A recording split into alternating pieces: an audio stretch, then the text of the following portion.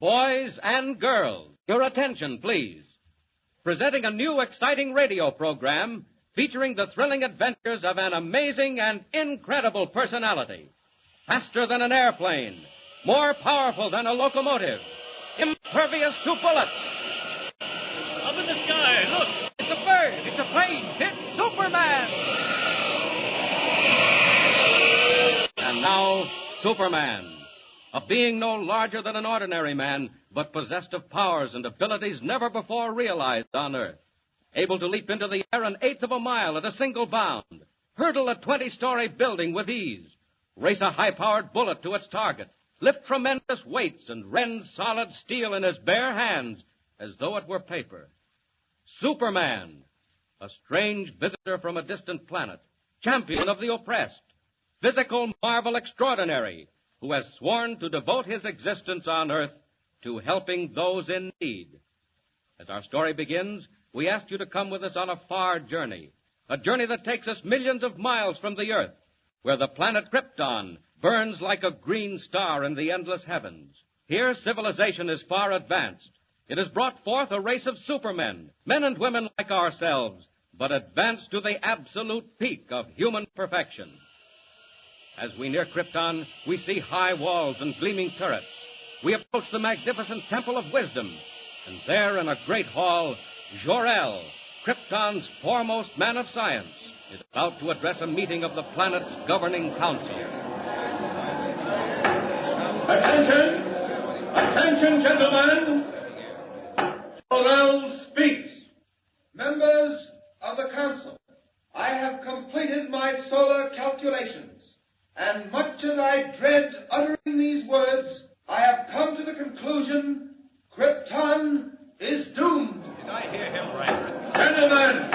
Gentlemen! Gentlemen, hear him out. These internal quakes we've been experiencing, these volcanic eruptions, tidal waves, gas escaping from giant craters, all point to only one thing, gentlemen. Krypton is utterly and finally doomed. Why, the man's mad. One moment, gentlemen. One moment. There is no cause for anxiety. I am certain Jor-El has made a mistake. True, we have had a few minor quakes and eruptions, but nothing very serious. There must be some error in your calculations, Jor-El. No, there is no error, Roseanne. I only wish there were. The sun is gradually drawing Krypton closer to it. Within a month, possibly only a week, the gravitational pull will be so tremendous that Krypton will not be able to weather the strain.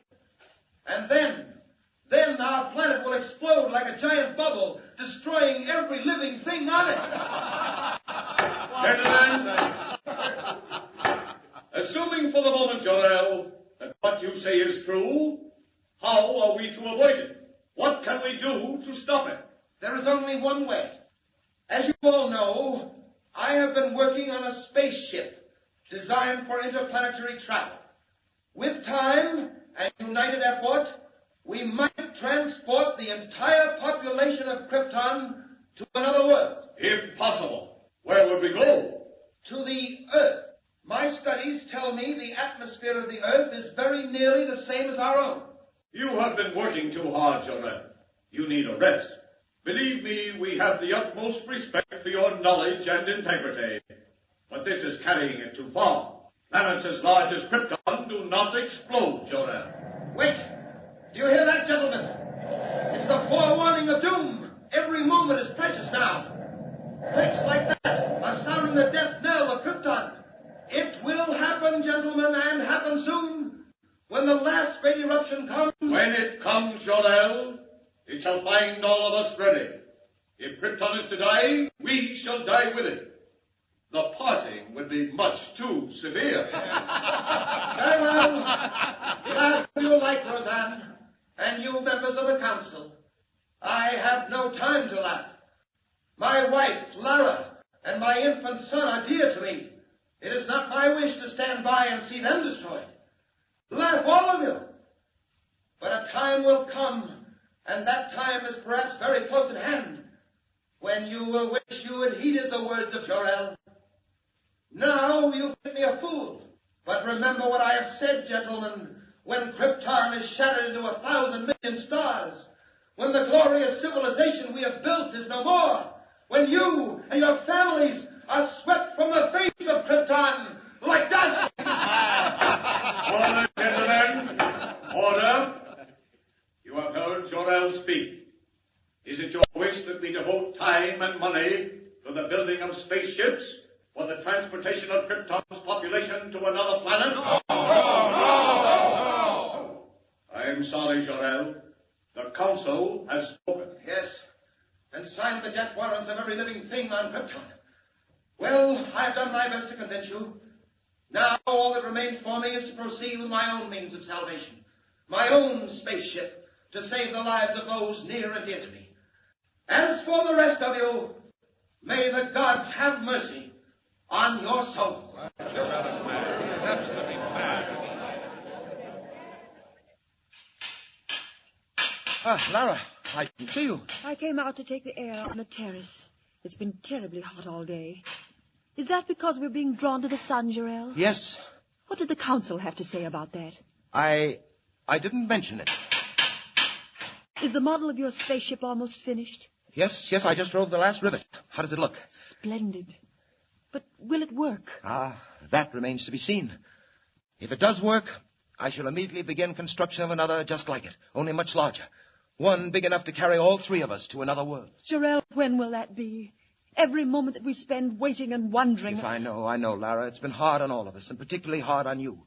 How is the boy? Sleeping, Jor-El. That quake this afternoon frightened him. But he's all right now. Can't you come in and look at him? You scarcely see him these days, what with working all hours on the spaceship model. It can't be helped, dear. I'm racing against time. Right now, I'm anxious to know whether the model will behave as I hope. How does it operate? Very simply. When all is ready, I throw this switch. That closes the circuit, and electric energy builds up pressure in the atomic generators. Then, at the final moment, the pressure forces the ship from its carrier and speeds it on its way. But where does it go? Wherever it's pointed. This one I'm directing to the planet Earth. Earth? What is that, Jor-El? A planet smaller than our own, situated on the other side of the sun. It's inhabited by a race of people similar to ourselves. Like ourselves? Well, only partly, of course, my dear. They're about the same size, but nowhere nearly as developed. Very weak and helpless, and with all their faculties extremely limited. How do you mean? It's something like this. You know how far you step when you want to go somewhere? Practically as far as I want. Why, one step takes me to Bratta's house near the fountain. Exactly. Well, down where I'm sending this spaceship, it's quite different. An Earthman steps only 3 feet at a time at most, and everything else is in proportion. And that's where we're going? Oh, how dreadful. My dear, which would you rather do? Go to Earth and live, or stay on Krypton and die? I'll do anything you say, Jor-El, anything. It doesn't matter to me whether we live or die as long as we're together. It's only the boy I worry about. Yes, I know. Oh, Lara, darling, don't worry. He'll be saved. When are you testing the spaceship model? In the morning. Just as dawn breaks, I'll send it on its way, watching its flight through a high-powered telescope to see whether it lands safely on Earth. Is Earth the only place we can go to, Jor-El? We couldn't breathe on any other planet but the Earth. It happens to have an atmosphere similar to Krypton's. I suppose you know best, Jor-El. Are you coming in? It seems to have gotten oppressively hot. Yes, it has. I wonder. Lara, do you hear that? Yes, Jor-El. What is it? Subterranean explosions. Do you feel the ground trembling? Yes, I do. Jor-El, do you think? Lara, I'm afraid it's come. Where is the boy, Kal-El? What do you mean? Get him quickly. This is the end. Jor-El, what can we do? Nothing. I'm not ready. Oh, what a fool I've been to delay. It isn't your fault, Jor-El. You did all you could. If only this model were large enough, we could take a chance. Jor-El, would it carry one of us safely to Earth? Oh, I think so. Lara, where are you going? Stay here with me. I'm getting Kal-El. If one of us can be saved, Jor-El, it should be the boy. No, Lara, come back. If one must go, it should be you. Lara, I said come back. Come back. Here he is, Jor-El, still asleep. Goodbye, Kal-El. Please, Lara. No, Jor-El, listen to me. We both stay here. Kal-El goes in the spaceship. If there is a chance, Jor-El, one little chance, I want it for my son. Maybe you're right, Lara. Jor-El, look. The sky. It's fiery red. The mountains. Look, the mountains are falling in. Jarell, what's happening? The end of Krypton, Lara. Just as I foretold. This is the last great quake. Jarell, listen. Explosions. Here, quick, give me the boy. Kal-El. What are you doing, Jarell? Opening the door, putting him inside. Jarell! The house, it's swaying. It's breaking apart. Look, Jarell. There, he's safe inside. Now for the switch. Stand back, Lara. Oh, Jarell, will he reach the earth? Only the gods know. But there's a chance. The only chance. Stand back now, Lara. I'm going to throw the switch. Jarell, it's getting dark. I can't see. What happened? Fire. Smoke from the center of the planet. Not much time now. Hold me, Jarell. Has the spaceship gone? No, not yet. Waiting for pressure. We may have been too late. If it doesn't work up soon... Wait! Lara! It's off! It's on its way! Jarell, where are you? Here beside you, Lara. Listen, can you hear me? Our boy, Kal-El. Our son, Lara. He's on his way. On his way to Earth. Kal-El!